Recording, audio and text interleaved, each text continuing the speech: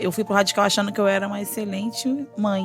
E lá eu percebi que eu não era uma excelente mãe. Eu falei, engraçado que o Radical ele mexe em todas as áreas, né?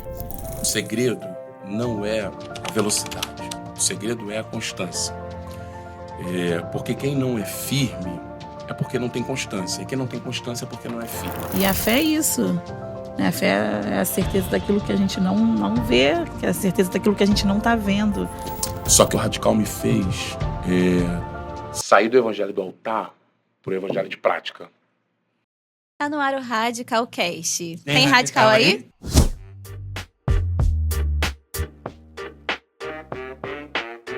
Eu sou o Firmo, casado pra sempre com a Mai. E eu sou a Mai, casada pra sempre com o Firmo.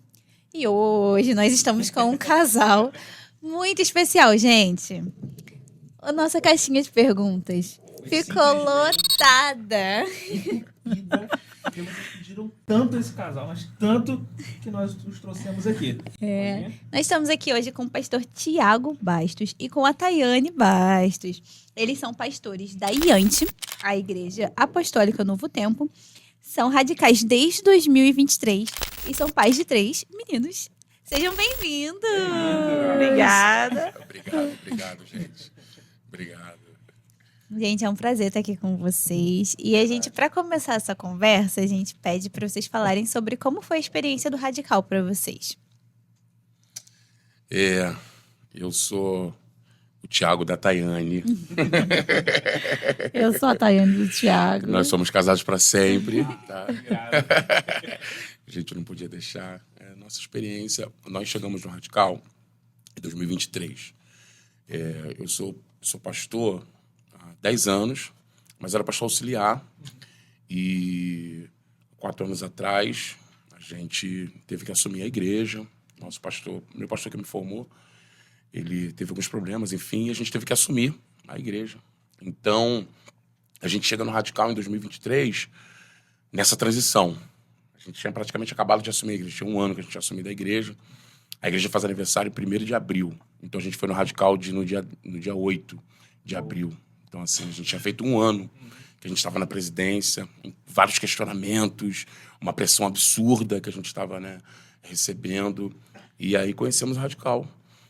A gente não queria ir muito.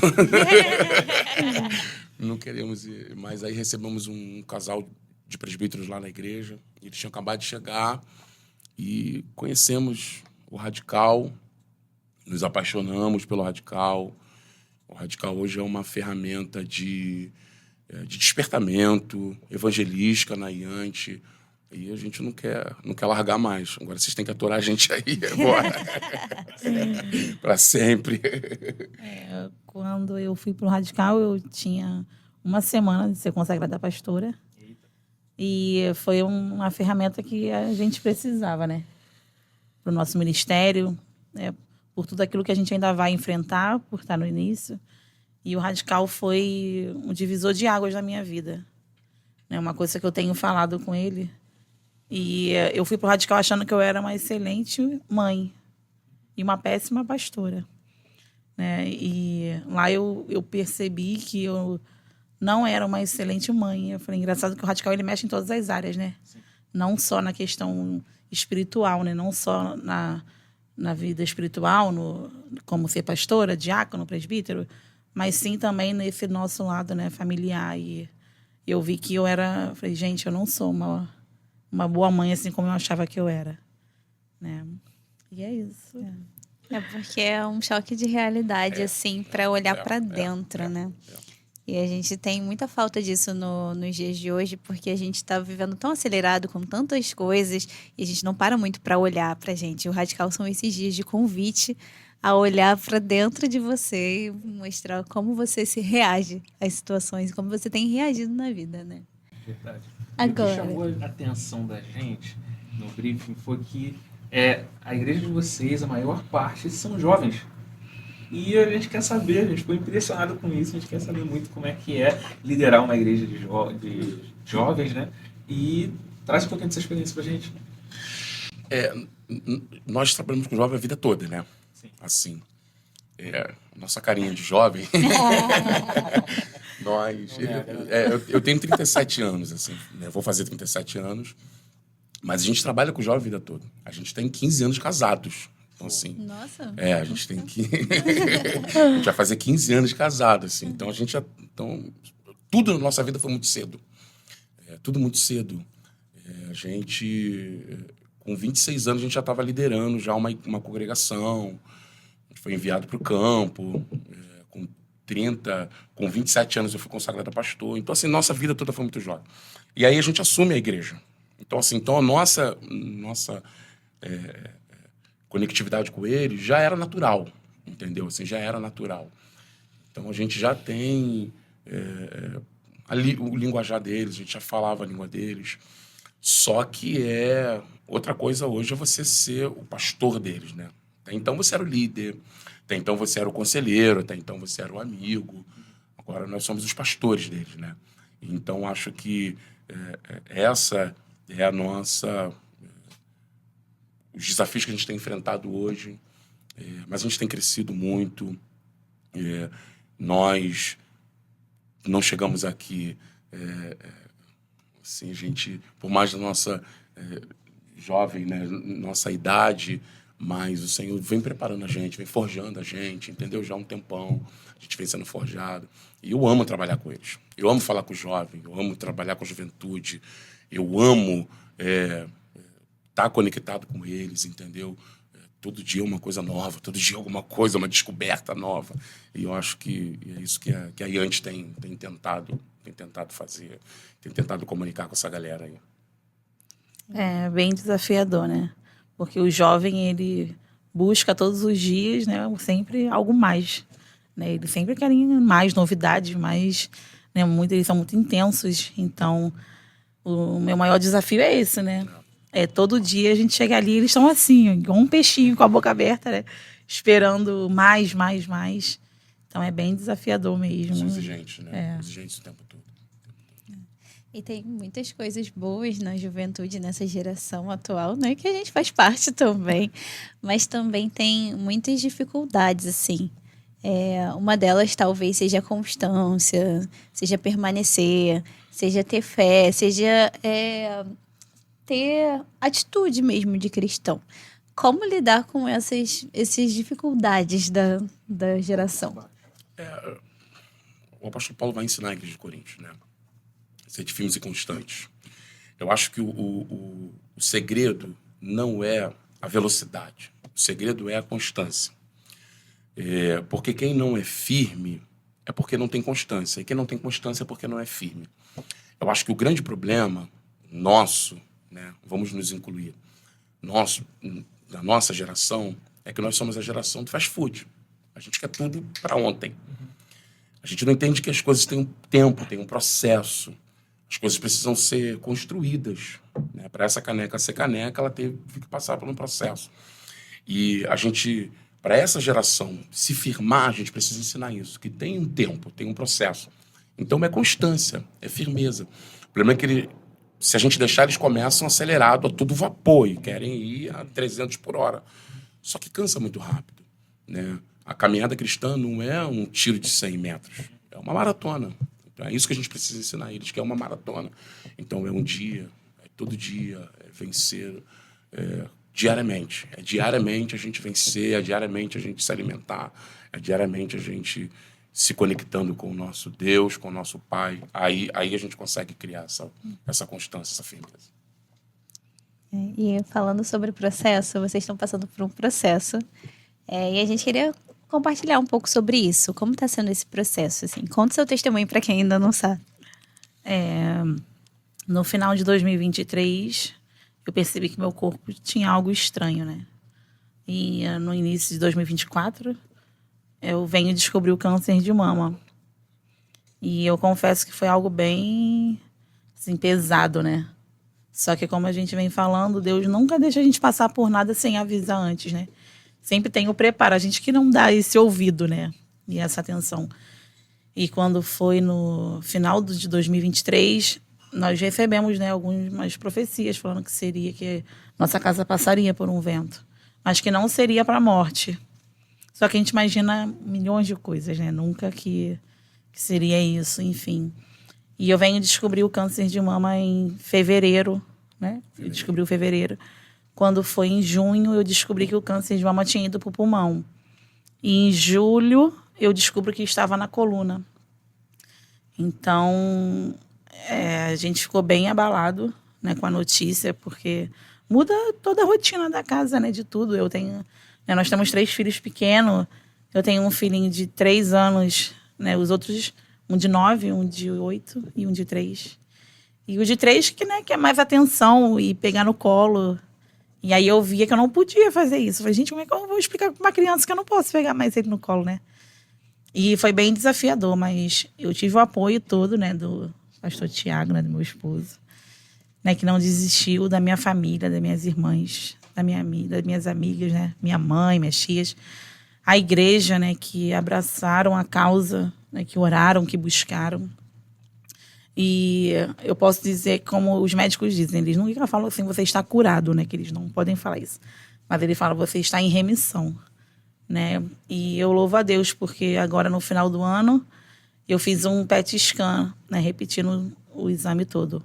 Mas antes disso, em outubro, né, eu falei pro pastor Thiago, eu quero ir no Radical, eu quero ir trabalhar, né? Eu falei, eu vou de qualquer jeito. E aí eu fico muito com o aval da minha mãe, né? E ela, quando eu falei, mãe, você quer ir no Radical? Eu falei, quero. Ela, vai, pode ir, eu vou ficar com as crianças, vai. Eu falei, sério? Ela, não, sério, só se cuida, mas pode ir pro Radical. E nós fomos em outubro, né? Eu fui, né? Voltei aí em outubro. E o pastor João trouxe uma palavra naquele culto, né? O nosso culto. Que foi... Falei, meu Deus do céu, foi algo que... Se o Radical acabasse ali no sábado, para mim já estava perfeito. E ele deu uma palavra. Ele falou, você tem que falar... marca o culto de ações de graça, mesmo com tudo perdido, mesmo que tudo pareça contrário. Nós temos que ter essa atitude de fé, né? De marcar e falar, Senhor, eu creio que tal dia, né? E aí eu saí de lá do Radical e ali, naquele sábado, nem ele poderia ter ido, né? Pelas questões financeiras, tudo, né? A gente iria ficar 3 dias sem trabalhar. Eu falei, não, vamos assim mesmo, vamos. E nós fomos e chegamos lá, né? Deus tocou no coração, né, dos nossos presidentes do Radical, né? E tudo. E ali teve um mover muito grande, onde que nós fomos, né, muito abençoados. E saímos dali com as nossas pendências, né, resolvidas. E a gente ali começamos, né, ali a gente teve mais a certeza de que Deus estaria no processo, né? Falando, né, Deus supre todas as coisas, né? Deus, ele é o nosso patrocinador, né? Então, quando ele nos coloca em algo, ele investe naquilo, né? E quando eu saí de lá, eu falei com ele, Thiago, eu vou marcar o culto de ação de graça. Vai ser dia 19 de dezembro. Dia 19 de dezembro eu vou fazer o meu culto. Eu vou dar o meu culto de ação de graças a Deus. Da minha cura. E toda vez que eu ia lá para fazer a quimioterapia, né, a doutora falando, e era coisas ruins, assim, não está fazendo esforço, não está... E ela falou, olha, então eu vou repetir o PET scan em dezembro. No início a gente repete o exame, só que eu só vou poder te atender agora dia 19. Eu falei, meu Deus, já é 19 que eu volto. Né? No dia do culto que eu falei que eu vou dar de ação de graça. Eu falei, mas Senhor, tu tens a direção de tudo, né? E ali fomos pro hospital, né? Chegamos no resultado. Quando a gente abriu em casa com a curiosidade, a gente não entendia muita coisa, mas tinha 2 palavras lá naquele exame que mais me fez acreditar que, né, que o tempo de Deus, né, para findar o processo estava chegando. E as palavras eram redução e favorável. Aí quando eu estava lendo, mama, redução e favorável e tudo, eu falei, Thiago, tem 2 palavras aqui boas, que é redução e favorável. Então vamos ver o que ela fala, porque a gente achava também às vezes que era bom, aí chegava lá, ela falava, não é nada disso que você está pensando, é isso. E quando foi na quinta-feira, dia 19, nós fomos na consulta e eu já estava esperando, porque ela falou que eu ia começar a quimioterapia dos ossos. E ela falou, olha, pode, né, acontecer da perda dos dentes e tudo, então você tem que... E eu já fui, assim, eu vi o resultado, eu falei, não, Senhor, eu não aceito. Eu falei, não, eu não aceito mais, não, chega de quimioterapia para mim, já deu. E quando nós chegamos lá, ela abriu os exames e ela olhava para mim, olhava para ele. Aí falou, eu quero te consultar. Aí me consultou toda e quando nós sentamos, ela falou, olha, o nódulo da L1, praticamente, você não tem mais nódulo na coluna. O dos pulmões são irrelevantes. Isso aí, daqui a pouco também. E da mama, eu não tenho nem o que dizer, porque de 8 centímetros ele foi para quase 1, né? Nossa. Ele caiu bastante. né? Tava com 8 centímetros e aí quando a gente chegou tava 2, quase 1, né? Um e pouco. E eu nunca chorei nas consultas, né? Que eu sempre saí de lá firme. Mas naquele dia eu comecei a chorar, falei, Senhor, hoje eu te falei que eu ia te dar o meu culto de ações de graças, né? E aí eu falei, doutora, e a quimioterapia, né? Como é que vai fazer? Porque para mim ela iria continuar ainda. Ela, não, quimioterapia, você vai fazer os bloqueadores, mas não tem nada a ver com a quimio, é bem diferente. Aí ela foi falando, você pode considerar que você ganhou um presente de Natal, né? E a minha doutora, ela é muito firme, assim, nas coisas que ela fala, né? Ela não deixa a gente esperançoso com nada. E eu falei, doutora, se isso não é o meu Deus, eu desconheço qualquer coisa, né? E o nosso Deus, ele tem feito, né? Ainda temos um pequeno percurso ainda pela frente, né? Ainda vou repetir alguns exames e tudo, mas né, como a gente tem falado, né? A fé é isso. É a gente sair de um lugar com uma sentença de morte, né? Onde que ela falou que não teria cura, que não teria jeito. E depois a gente voltar para o lugar e ela falar, ela nem soube, né? Como ela ia falar. Ela falou que não existia mais aquele nódulo, né? E Deus tem ensinado a gente a viver da fé, né? Assim, essa situação, porque por mais que seja o ministério de uma só carne, mas o corpo dela é o corpo dela, né? Então a gente está de fora, a gente está vendo, e essa fé é o que tem movido a gente. Essa fé, que é o que essa geração precisa. É aquela primeira pergunta. Essa geração precisa ver exemplos, a gente precisa ser exemplo. Tem algo que me chama a atenção. Pedro, o capítulo 14 lá de Mateus, quando Pedro desce do barco, e muita gente critica Pedro porque Pedro afundou, Pedro olhou para o vento. Mas o que eu acho interessante é que Pedro sai do barco. Pedro anda na água. Os discípulos estão tudo com medo, tudo apavorado, e Pedro vai perguntar, mestre, é tu mesmo? Se for tu, me manda ir ter contigo. O Senhor chama e ele vai, o cara anda na água. Isso é fé. Só que Pedro reconhece a ordem de Cristo, porque no primeiro encontro que eles tiveram lá na praia, quando eles tiveram aquele encontro lá em Lucas 5, você vê que Pedro, depois de uma noite frustrada, e Pedro conhece o mar, mas Pedro mesmo assim entra no mesmo barco, volta, aí joga a rede do outro lado. Por quê? Por causa da palavra dele. Então o que sustentou a gente, e o que tem sustentado a gente, é uma palavra que o Senhor falou desde o começo, que não era para a morte. E aí quando a médica desengana ela, porque a médica desenganou ela, a médica deixou bem claro que ia retardando a doença, assim, não teria cura. E aí quando a gente chega lá, e o tumor da coluna, que foi a causa da médica desenganar, desapareceu, pra gente é a resposta de Deus de que vale a pena sair do barco, andar na água, entendeu? Vale a pena jogar a rede pro outro lado. Então, assim, vale a pena, cara, vale a pena.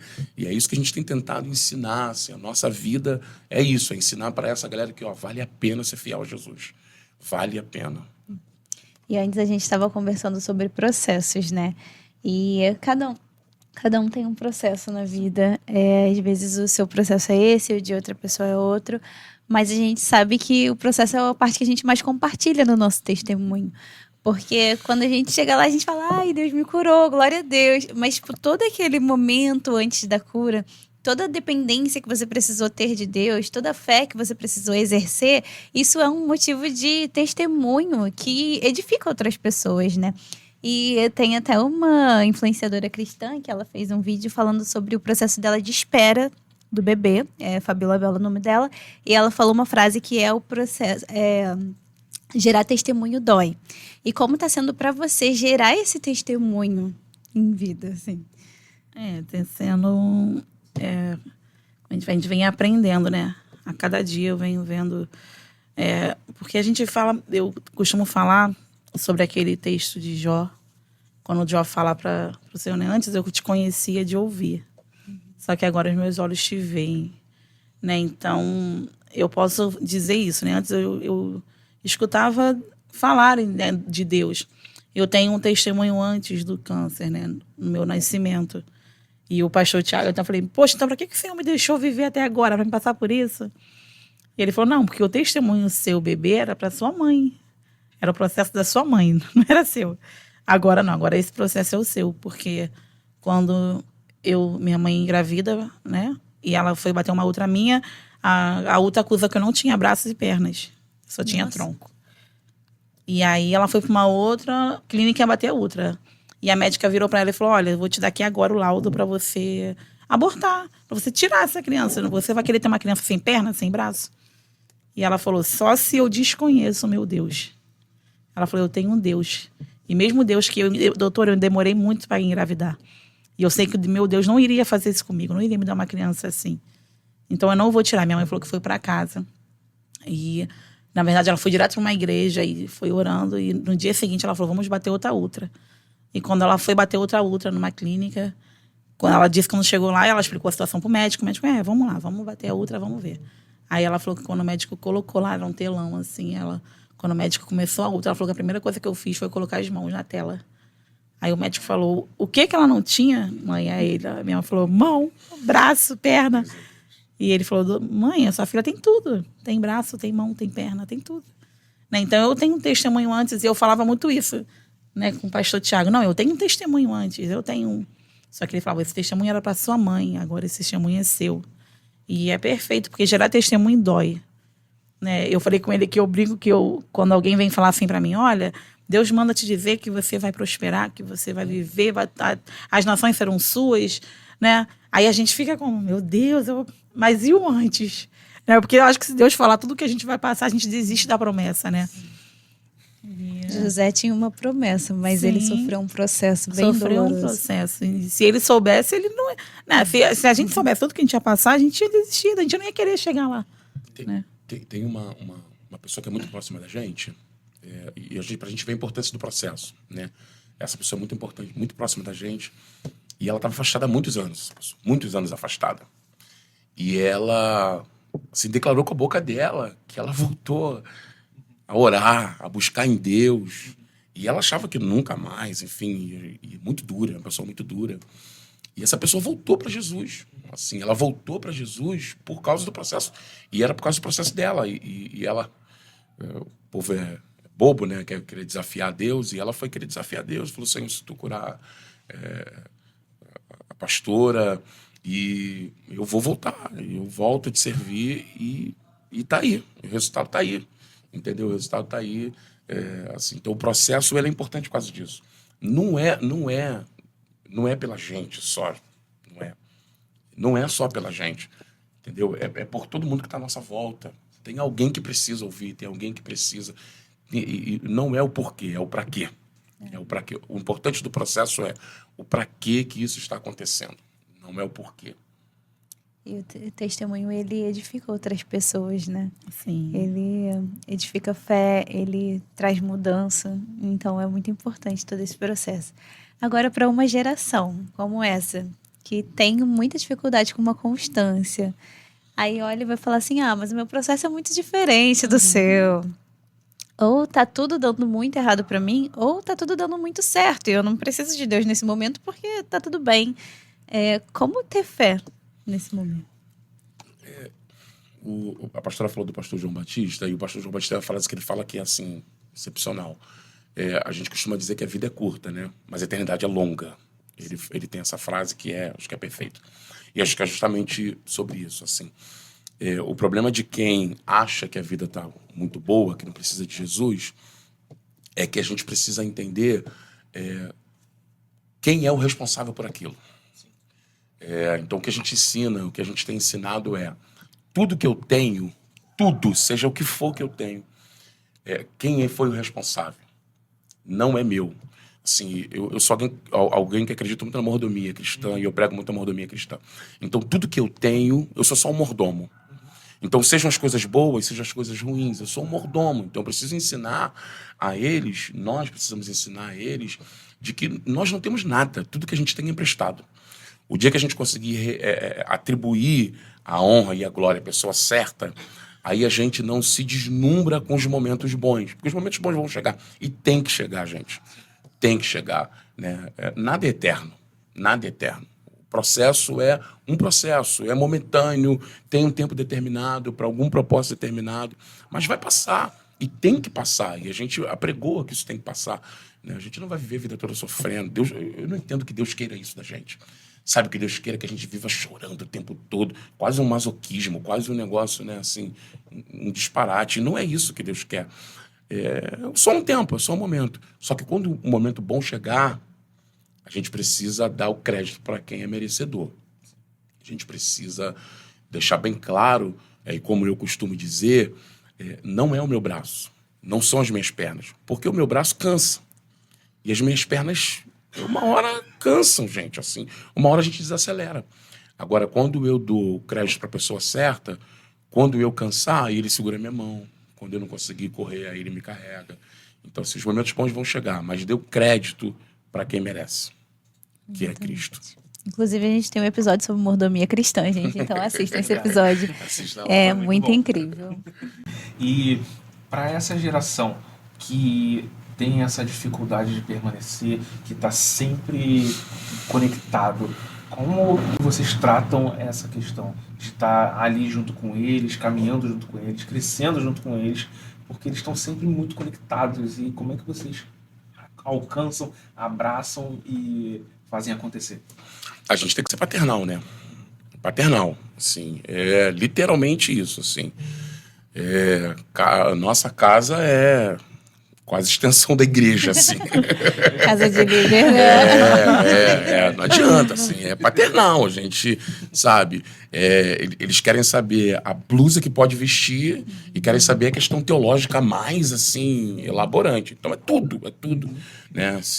É o gosto de um chiclete para para uma pergunta. Para Trindade, assim, nesse pique, assim. Explica a Trindade. Então é tudo, eles querem saber tudo. Então a gente tem que estar discipulado, né? É discipulado, o corpo a corpo, entendeu? Ali, a gente tem que estar dando a mão mesmo, dando a mão. É vida na vida, essa é a palavra. A gente tem que pegar na mão, ensinar tudo, ensinar os primórdios, assim, da fé. Só que a gente vai tendo uma importância na vida deles além das 4 paredes, né, da igreja ali, além das 4 paredes do templo.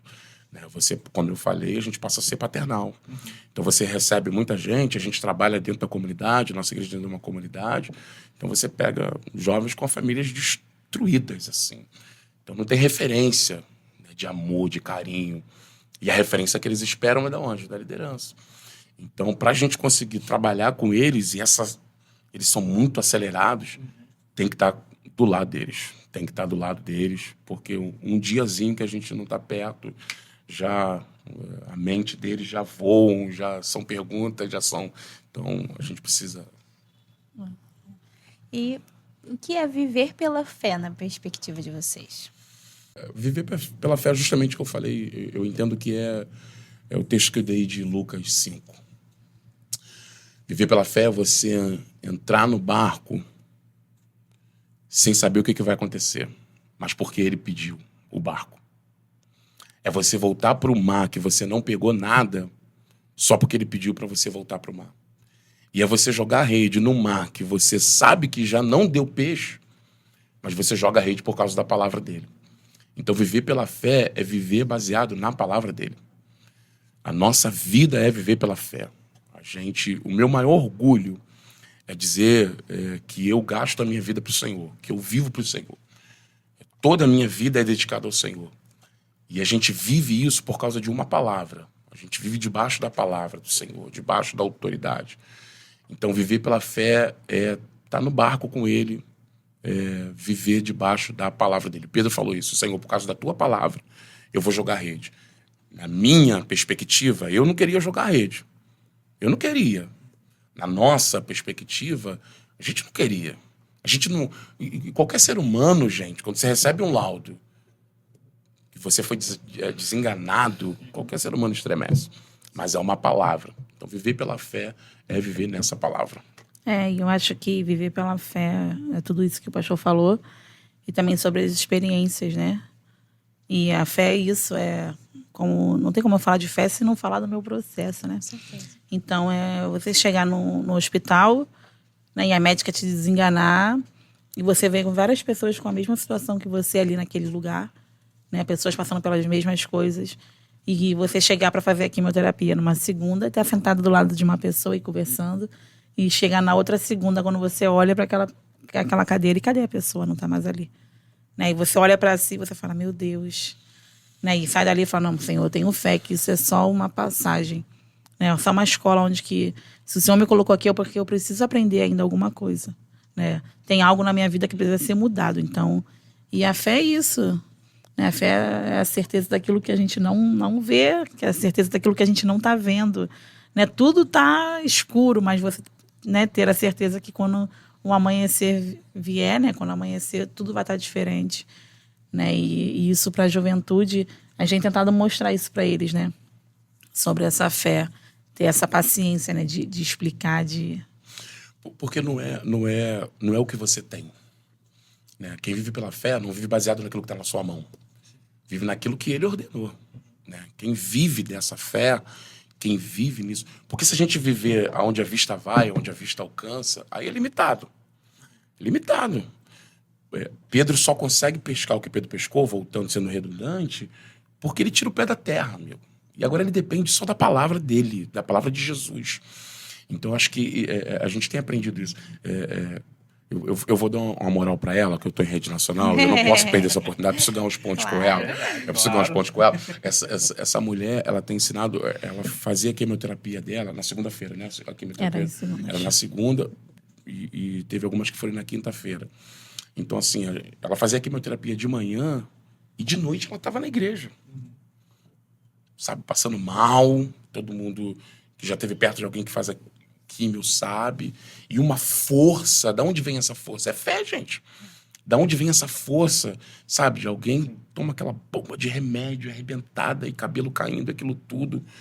Só que ela estava lá, sabe? Por causa de uma vida, por causa de uma alma, por causa de alguém que precisava de uma palavra. E assim, ela é meu exemplo de fé, sabe? Assim, ela é meu exemplo de fé. Assim. Ela é meu exemplo de fé, assim. E quem conhece a gente sabe que não é demagogia, assim. Ela é meu exemplo de fé, porque o que ela passou e ela ali, sabe? Você não via ela chorando. Ela chora para mim, chora lá, mas assim. Então isso é fé. E o que move isso? O que move uma pessoa sair de uma maca 4 horas, sabe? 4 horas ali e de noite tá numa igreja, sabe? De noite tá lá. Literalmente se anular por causa de almas, de vidas. Isso é fé. Isso é fé. É uma palavra. A gente está debaixo da palavra, da ordem dele. Vai, lança a rede. Tem peixe para pegar do outro lado. Isso é ver da fé. Sim. E uma coisa é que quando a gente lida muito perto, assim, de situações como essa, é que cria em nós um senso de urgência, né? Um senso de urgência pela vida, para fazer as coisas que precisam ser feitas, de cumprir o que Deus planejou pra gente mesmo, né? Só que até mesmo quando a pessoa volta do radical, ela volta naquele gás. Só que se ela não permanece, aquele gás vai acabando, e aí volta para os mesmos costumes da vida. É como ser uma pessoa que permanece em Deus, sabe? Aquecido, com o coração, como você falou mesmo, gastando a vida para Deus. Porque eu sinto que a nossa geração é uma geração muito dispersa. Tipo, a gente até já falado anteriormente, né? Começa tudo com muita energia e depois as coisas vão ficando inacabadas. Porque não consegue permanecer naquilo ali. Quer falar? Pode falar. Eu entendo que o problema da nossa geração é que a gente é facilmente minado. Se a gente é muito... essa geração é muito volúvel, assim. E a gente pode falar mal porque a gente faz parte dela, então a gente pode falar mal. Os mais antigos não podem falar mal, não. A gente pode porque a gente faz parte dela. Só a gente que pode. Não fala mal deles, não, que a gente defende. A gente é pai, acabei de falar. Então, só que nós somos muito volúveis, assim, sabe? E como eu falei, eu brinco lá na igreja. A gente vive uma geração que não lava nem tênis, gente. A gente joga tênis fora. A gente compra, a gente não lava nosso tênis. Por causa disso. Porque assim, a gente não espera mais os processos, tudo. Então, e essa inconstância, isso não é da igreja. Isso sabe, de uma construção familiar, cultural e tudo. E a gente chega dentro da igreja, desemboca na igreja, e aí a gente tem esses problemas que a gente tem de constância. Uma geração adoecida mentalmente, emocionalmente. Só que o que a gente tem trabalhado lá na igreja... quando eu vejo Daniel, eu vejo José, que são camaradas que estão Daniel tá dentro da Babilônia, mas é um camarada que consegue se manter íntegro, que consegue ser ele no lugar que não é dele. Quando eu vejo José, um camarada que consegue estar na prisão, um camarada tá lá no calabouço, e ele foi acusado falsamente, ele foi acusado injustamente, mas mesmo lá, ele está sendo usado por Deus. Aí ele chega onde ele chega no topo, domina o Egito, mas nem isso entra no coração dele. Então, assim, ele não é contaminado nem pela prisão, nem pela cadeira.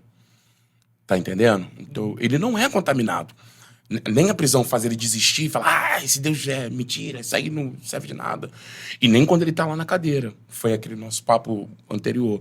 Quando ele tá na cadeira também, não, calma aí, pô, eu tô aqui por um propósito. Foi um sonho que Deus me deu alguns anos atrás. Então, eu tô aqui por causa disso. Então, é isso que a gente precisa ensinar para essa geração. A gente precisa ensinar essa geração essa firmeza, essa constância que nós falamos. Calma, corre no tempo certo. Tá? Se for para andar, anda. Eu não tenho problema, eu falo com eles lá, não tem problema se você andar, meu amigo. Meu problema é se você parar. Porque tem gente que corre muito e se cansa rápido. Então, assim, calma. Então, a gente precisa diminuir ou filtrar a quantidade de contaminação que essa geração tem. A gente precisa criar uma geração, sabe, mais centrada na palavra. E a gente tem um desafio monstruoso, porque isso é um problema geracional. É um problema geracional, onde dentro de casa, dentro de lares, essa inconstância vem dos lares. Entendeu? Vem dos lares. Você pode ver que é uma geração que não lê, uma geração que... Né, na nossa geração, as livrarias fecharam. Porque a gente não tem paciência de terminar de ler um livro. Entendeu? Assim, a gente não tem paciência. Na nossa geração é a geração do celular, gente. A informação está pronta. A gente não busca informação. E aí cabe a gente extrair isso deles. Entendeu? Extrair isso deles. Essa galera que chega até vocês, essa galera que vem com a mente desordenada, acredito que para poder vocês ensinarem eles seja muito assim, complicado, né? Quais as estratégias que vocês utilizam para poder alcançar esses jovens? Na verdade, assim, eles já vêm até vocês, né? Então, como ensiná-los? A gente trabalha lá com as redes, né? A gente trabalha com as redes e a gente tem começado um projeto dos PGs. Vocês falaram das células, né? E a gente trabalha com os pequenos grupos, porque o contato deles... Porque qual é o grande problema hoje? O problema hoje é que a gente tem uma geração do coletivo, assim... Falando para a igreja, tá? Do nosso meio. Os nossos cultos coletivos são muito bons. Né? Então, os nossos cultos de domingo são bênçãos. Nós estamos na era dos grandes congressos e conferências e tudo. Só que o problema é a individualidade de cada um. Então, tratar essa individualidade que é o X da questão. Então, assim, as nossas estratégias lá têm sido justamente isso. A gente precisa tratar a individualidade de cada um. Então, é muito mais fácil a gente conseguir ganhar alguém no individual do que no coletivo. Porque o coletivo emociona, o coletivo não transforma. O coletivo, ele emociona. O que transforma é o trato individual. Assim, e eu vejo um Jesus que tratava todo mundo individual. Jesus conhecia os discípulos por nome.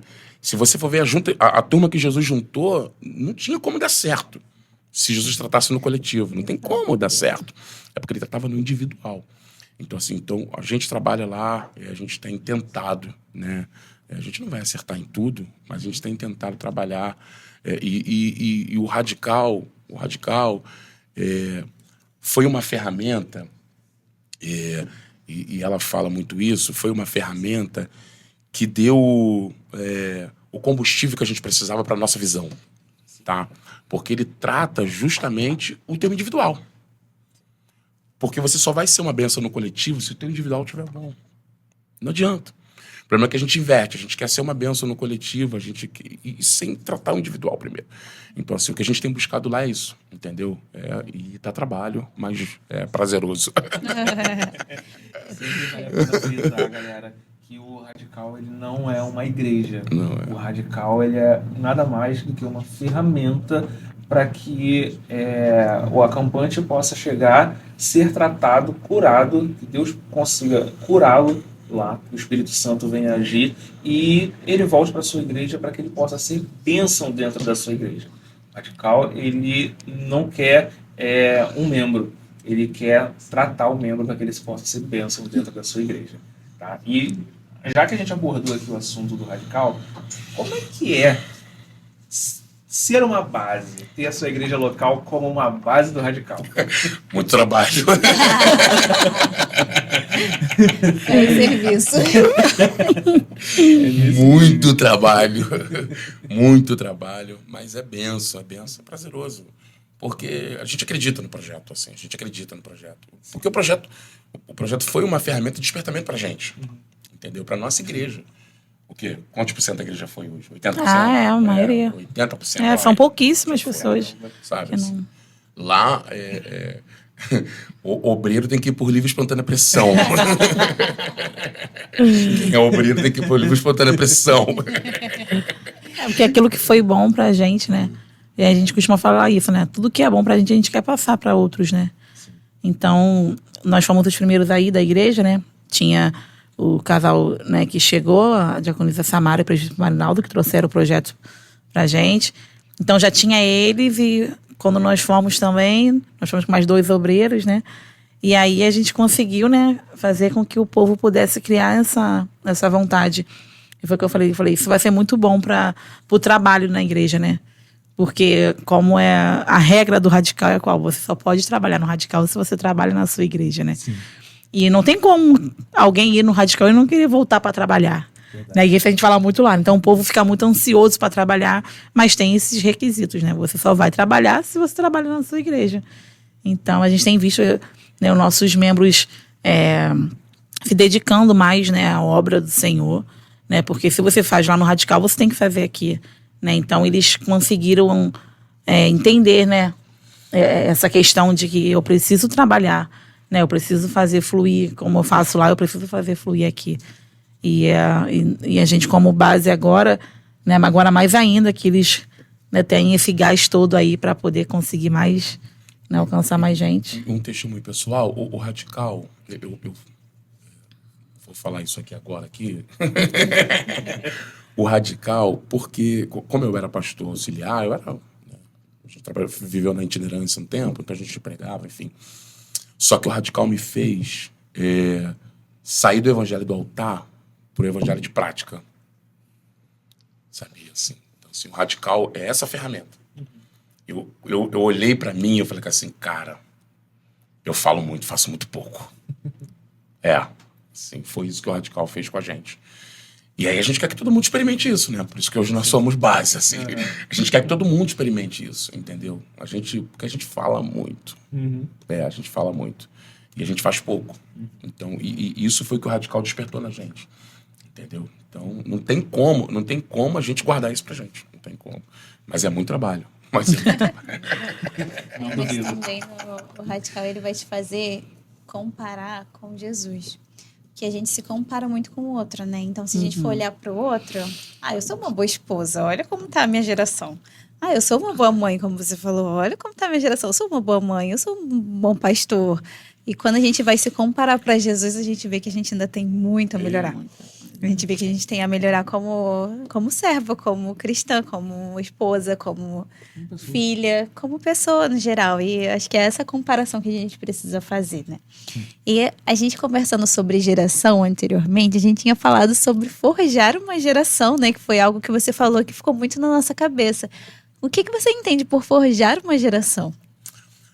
Porque eu entendo que o evangelho, ele não deveria ser uma religião, tá? Porque eu acho que religião é algo que já causou, assim, muito problema no mundo.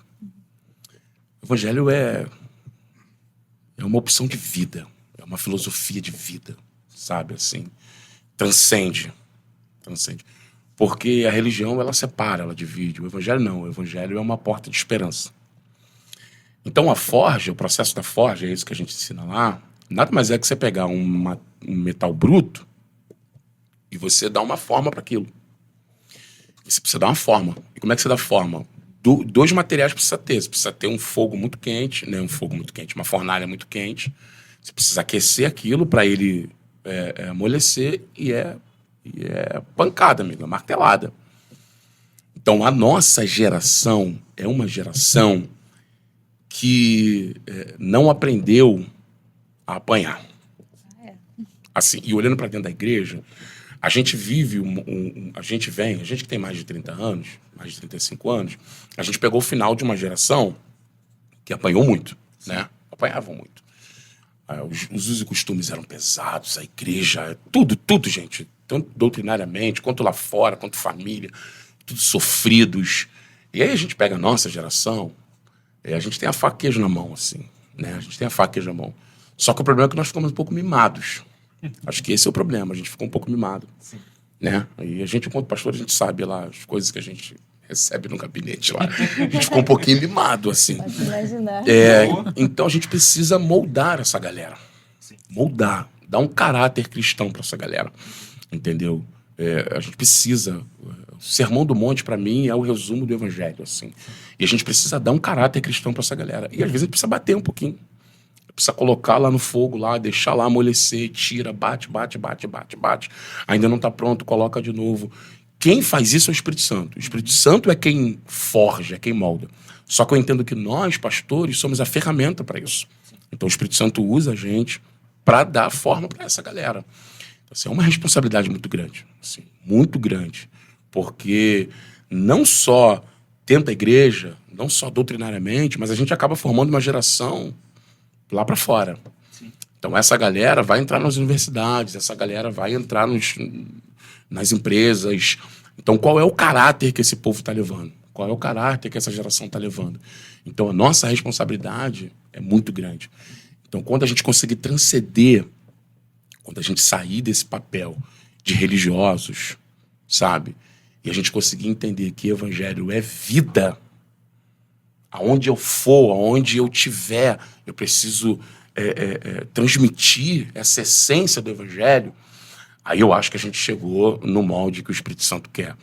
Porque enquanto a gente estiver nesse papel de religioso, tem uma frase de um amigo meu, o pastor Rodrigo lá de Brasília, que ele fala, a gente vive uma época de comportamentos adaptados e poucas vidas transformadas. Nossa. E eu acho que isso define o que é Forja. Está na hora da gente voltar a pregar mais transformação de vidas e poucos comportamentos adequados, sabe? Porque a gente está muito adequando nossos comportamentos e transformando poucas vidas. Então, eu acho que isso define o que é Forja. Nossa. Depois dessa, estamos aqui sem palavras. Gente, a gente falou aqui sobre muitas coisas, sobre... acho que entre elas também discipulado, né? Acaba sendo uma das palavras.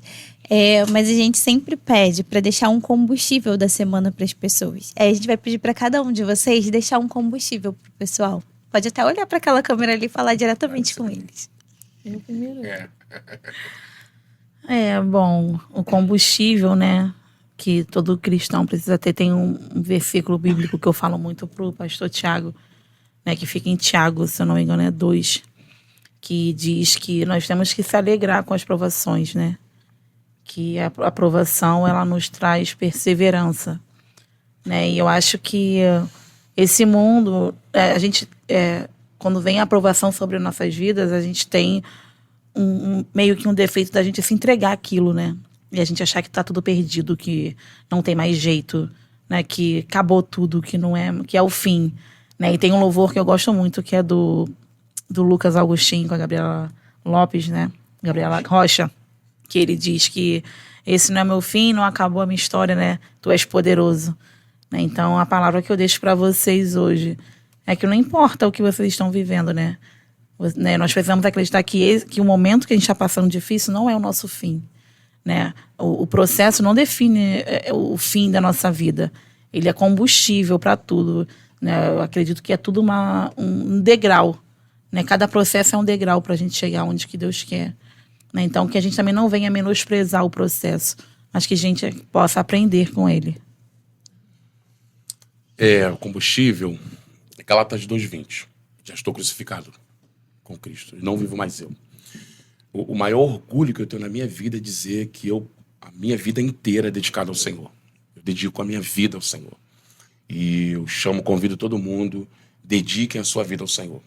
juventude tem o hábito de achar de que porque é jovem, tem que curtir a vida e tem que fazer... Mas a nossa maior curtição é gastar a nossa vida para o Senhor.